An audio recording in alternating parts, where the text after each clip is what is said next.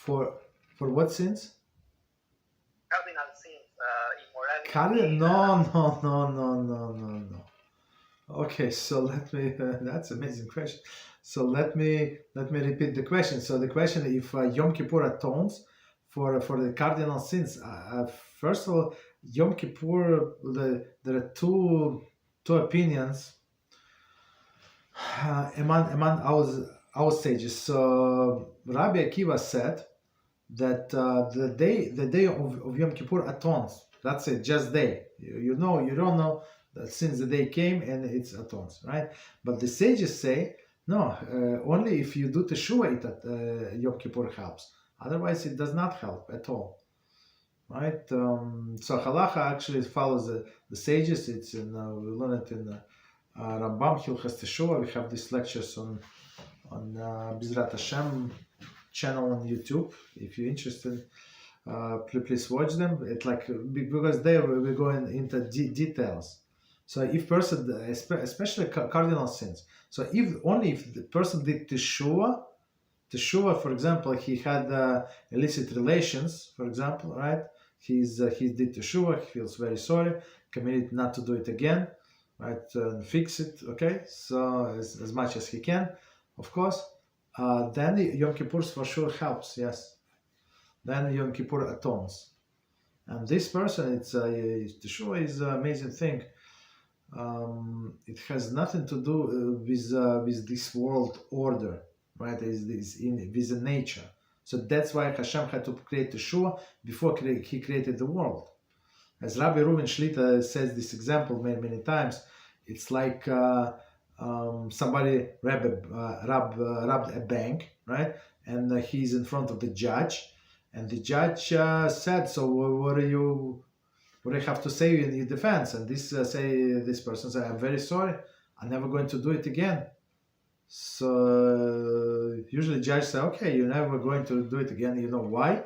Some because you're going to prison for 15 years. Yeah, at least for 15 years. You're not going to rob banks." But but Hashem's in His mercy, He would say no. Okay, as a judge, right? So that's how, like, if you compare one to one, Hashem says, "Oh, you sorry? Oh, that's very good. You know what? Keep the money. You know what? I'm going to give you even more." That's what concept of Teshuvah. That's why it had to be created before the world.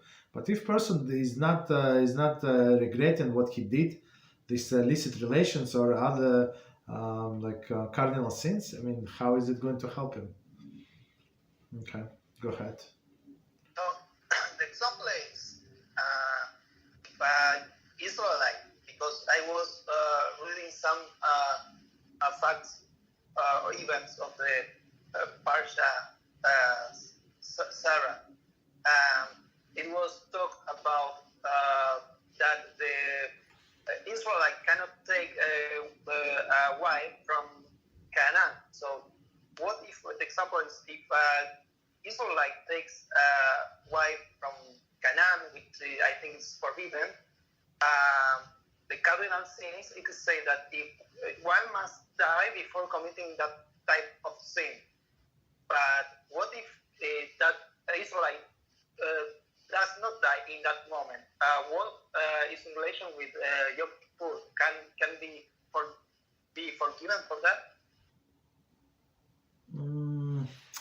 I mean, you would need me to help me with the question, but I want to address a few issues. First of all, it's not like a Jew cannot marry non-Jew. Doesn't matter from Canaan or from France or from Australia. It does not make any difference. So a Jew cannot marry them. But if is he going to get a death penalty if he married non-Jew? No. There is no death penalty for that. But for the other illicit relations, yes, he would get. But if I understand correctly, you're asking me if he was forced to do something or no? No, if he voluntarily Okay. he went to a wife from he acquired a wife from Canaan and commit the act, and would be something that is able to be forgiven on Yom Kippur. If he do Teshuvah, if he divorced you, of course, one step of to Teshuvah is rectify the sin. Meaning, we divorce today. With a non-Jews and Jews, there is no actually halachic marriage, so we don't need divorce, just part, and that's it. That's what constitutes divorce.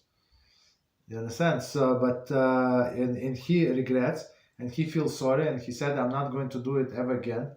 So that's Teshuvah, that the person would be forgiven. Yes, 100%. Okay, because I thought that if someone commits one of the cardinal sins, he would die immediately. That was No.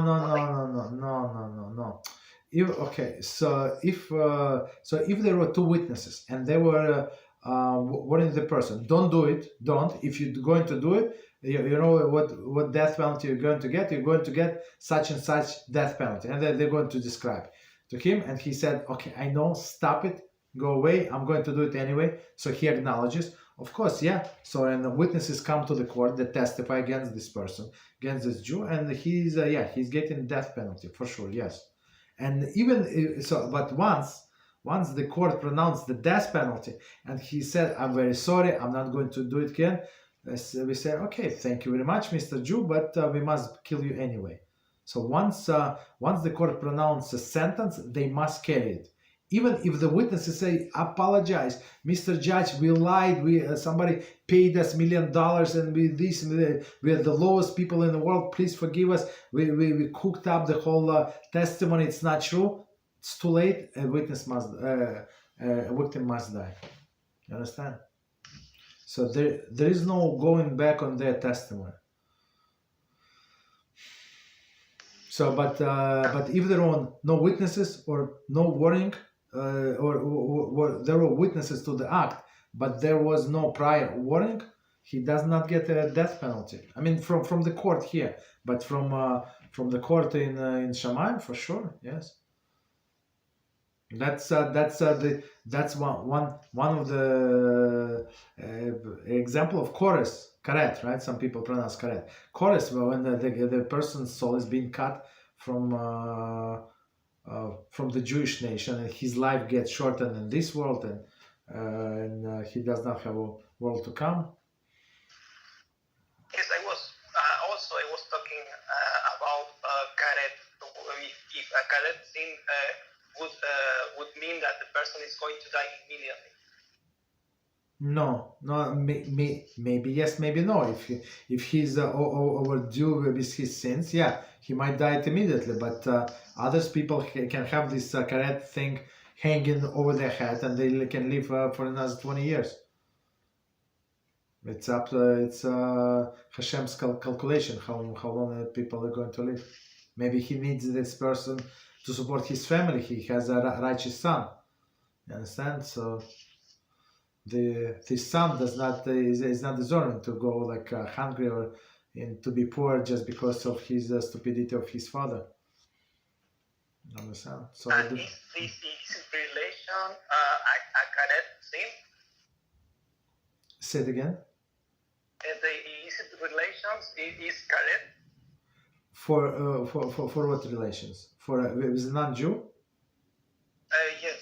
I don't think so. No, not for with non-Jew.